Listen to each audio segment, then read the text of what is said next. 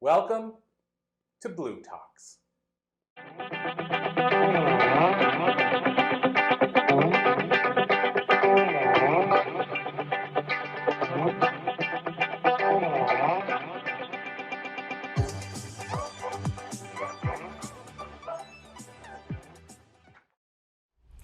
It's August 2017. I'm holding the paper in my hands, rehearsing my lines over and over again. It's now or never. I pick up the phone, I dial my boss, and I wait nervously until he responds. Hello? He answers the phone. I just start reading off my lines. Hey Dave, so I really enjoyed my time here and I've learned and grown so much, and I've decided to leave the company to pursue an MBA. I hold my breath, anticipating his response. Okay, he says. Wait, just okay? He's not upset with me. He's not gonna try to convince me to stay in the company. He's just gonna support me. Just okay? Part of me was so shocked, but another part of me was so relieved. So I hang up the phone and I take a huge sigh of relief. I had done it. I had actually quit my engineering job. And now I was free to get on a flight to Israel to start my new life. This was the moment that I left my first real job that I worked in for 3 years as an electrical engineer. This was a time in my life when I was searching for answers, and I needed answers more than ever. I was living in the religious Jewish community at the time, and I was searching for answers on what is this human experience, and what is God in the greater reality, and how is it that I came from somewhere else, yet I'm having this three-dimensional human experience. And a part of me knew that having those answers was a key component to my own healing. It was during this time that I also started to experience social anxiety out of nowhere. Anytime I interacted with anyone that I knew, I would freeze up, get short of breath, my heart would race, my mind would go blank, and I didn't know why it was happening or how to control it. And it was in this time that I really needed answers. It felt like my life was just crashing down. I was losing friends because they didn't understand what was going on with me.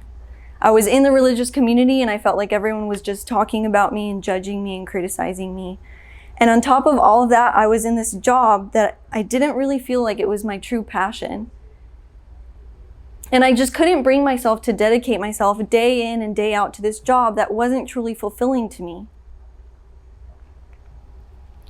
And so that moment that I hung up the phone with my boss, that was the moment that forever changed the course of my life. Fast forward to December 2020. I had spent the previous 3 years training and learning in almost every healing modality imaginable. I had picked up almost every healing skill there was, and I had even started my own spiritual coaching business to share with others what I had learned. And I realized somewhere along the way that what would be truly fulfilling to me would be to work with others in some form or fashion, helping them and combining the spiritual and healing experience that I had gained. And already at this point, I had made huge leaps in getting myself out of depression and anxiety. I could see the light at the end of the tunnel. But there were still so many fears and insecurities that were coming up as I was putting myself online in my own coaching business. I was feeling fears and insecurities like fear of rejection, fear of what others might think of me, fear of if I had something valuable to offer to others. And I knew deep down that these fears were what was really holding me back from stepping up and fully shining in my soul mission. So I hired a business coach, and this was one of the many that I had hired up to this point. And I had already tried all the different strategies, and this time I didn't need more strategy. So this business coach, she helped me to take a step back and to really allow all of these insecurities to be fully felt, all of these fears, and to really embrace and accept those emotions. And so she would hold space for me, and I would just allow those emotions to come up without needing them to go away, without needing to fix them, but to just fully feel them. And I would take it upon myself in between our sessions together to continue the emotional processing. And so anytime I felt insecure or felt those fears, I would take some time to myself and I would fully allow those emotions to come up and I would allow them to process and resolve. And while I was doing that, I felt so determined to become the version of me who was just open to being herself, who could connect with others without feeling like she needed to protect herself. And it was that combination, allowing those emotions without trying to fix them, without trying to make them go away or label them as wrong, but just fully allowing them, feeling them, accepting them, loving and validating myself for feeling them, and becoming determined to become the version of me on the other side of that. That's what led me to the deepest breakthroughs. And I know a lot of people say to feel your feelings, but what I discovered is that there was a difference between feeling your feelings while engaging the mind and feeling your feelings while being in your heart. When you're feeling your feelings while engaging the mind, that's when it seems like you could just be feeling the same emotions over and over and over again, and it feels like nothing is ever going to change. And when you're feeling your emotions from your mind, that's when you're thinking thoughts like, I'm not good enough. Why is this happening? How could they? And then you just keep looping through the same emotions. But when you're feeling your emotions from the heart, that's when you can drop the thoughts, drop the associated stories, and you can start to lower your brainwave frequency to a theta brainwave state. So in the theta brainwave state, that's when you have full access to your subconscious mind. And it's in this theta brainwave state that you can start to fully process the emotions. So what I want you to really hear here, is that it's only in the theta brainwave state that you can fully resolve and neutralize the emotional charge around a triggering situation. And it's in this theta brainwave state that you can start to disassemble the old neural connections and you can start to create a new neural pathway. You can start to form a new thought around what was previously triggering to you, and you see a new perspective. You have a fresh new lens. And that's what I discovered. That's what led me to the deepest breakthroughs in my life. I started to make more friends. I attracted the first real relationship in my life, and I'm still with him today. I attracted clients into my business. And I started attracting opportunities and connections to skyrocket my visibility and get my message out there to more people. So the 3 pillars of my heart expansion method are perspective shifting, expansive healing, and deciding. So the first pillar of the heart expansion method is perspective shifting. This is where I guide my clients on how to connect to their emotions and their triggers and no longer see them as something that's bad or needs to be fixed, but to fully embrace them, allow them, and just see them as part of themselves that just needs love and validation. And the second pillar of my heart expansion method is expansive healing. So this is the process where I guide my clients from moving from their head into their heart and fully processing their emotions from their heart. And the third pillar of the heart expansion method is deciding. This is where you identify and become determined to become the version of you on the other side of this. And then once you fully shifted, it's about taking new actions. It's about taking actions that maybe before they were more difficult for you to take, but now in this new state, it's about moving forward in a new way. So with a show of hands, would it be okay to guide you through a short process so you can experience what I'm talking about? Okay. So get yourself comfortable and you can start to close your eyes, taking a big deep breath in through your nose, just releasing out the mouth, just noticing your feet on the ground, noticing the weight of your body on the chair.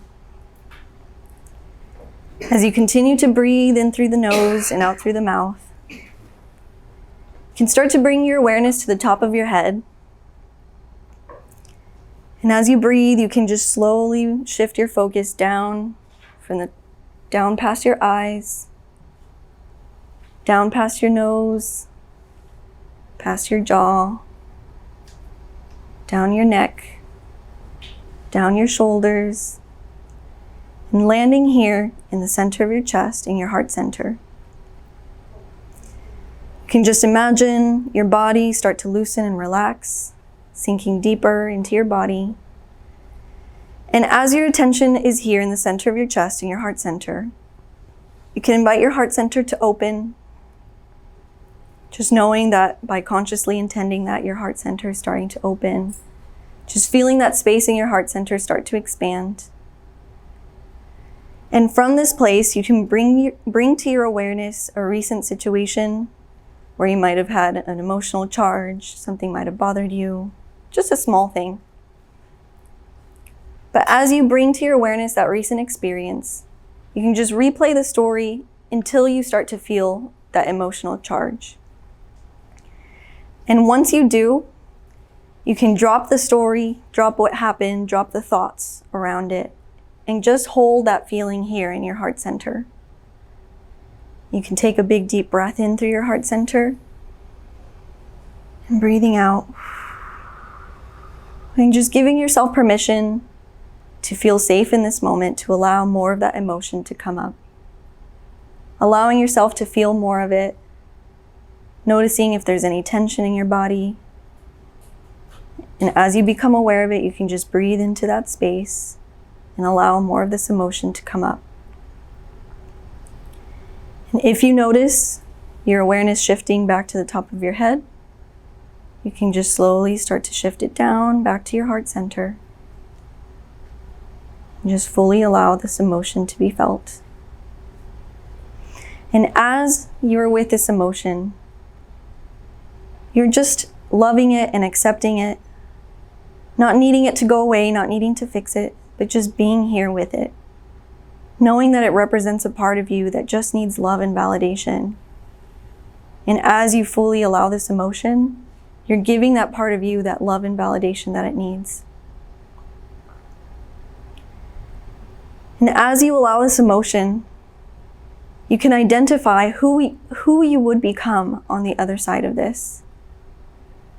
Who you would be after you've resolved this, after you've fully neutralized this emotional charge. What would be different in your life? What would change? And as you start to imagine that version of you, you can notice how ready you feel to become that version of you. You can notice how determined you feel to become that version of you now. And if you notice some resistance, like you don't feel totally ready, that's totally okay. You can let yourself know that. There's no pressure. But then you can also ask yourself, how much longer are you willing to go on with the same emotional reaction getting triggered? At what point do you decide that you're just ready to become that new version of you? And maybe just by asking yourself that question, now you feel ready. You can just continue to allow those emotions, breathing into your heart space, taking a big deep breath in, and breathing out. And continue to stay in this space for as long as you need to. And if you feel ready, you can start to bring your attention back Noticing your feet on the ground. Noticing the weight of your body on the chair. Whenever you're ready, you can bring your attention back to the room. You can open your eyes. So, for some of you, you might have felt a full and complete shift during this experience. And if that's the case, then you can think back to what was previously triggering to you, the situation, and you can notice how you feel now. Maybe you feel totally neutral. And if you're like some other people, then maybe when you think back to the old situation, there's still some emotional charge, but it's not as much. And that just means you just need to stay in this space a little longer, let the emotions process fully. And if you're like some other people, then maybe you just felt really relaxed, really tired maybe, or maybe your mind just went blank, and that's okay too.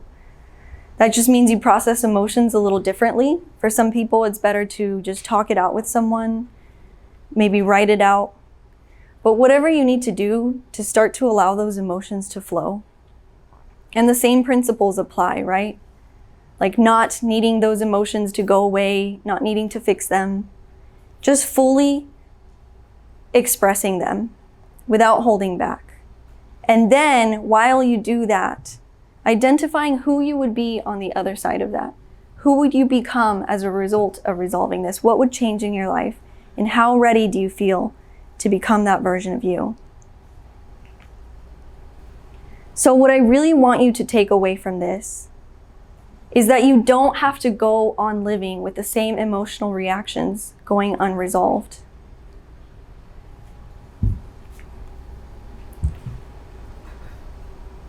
You don't have to continue on with the same coping mechanisms, temporarily taming your emotions and having them just come back up again. You don't have to continue to let those emotional triggers dictate the way you live your life, affecting your professional career, your business, your relationships. There is a way to reach that full emotional freedom. There is a way to step fully into your mission and shine as your true self in a way that fully supports you. And there is a way to live the absolute most joyful life you can live.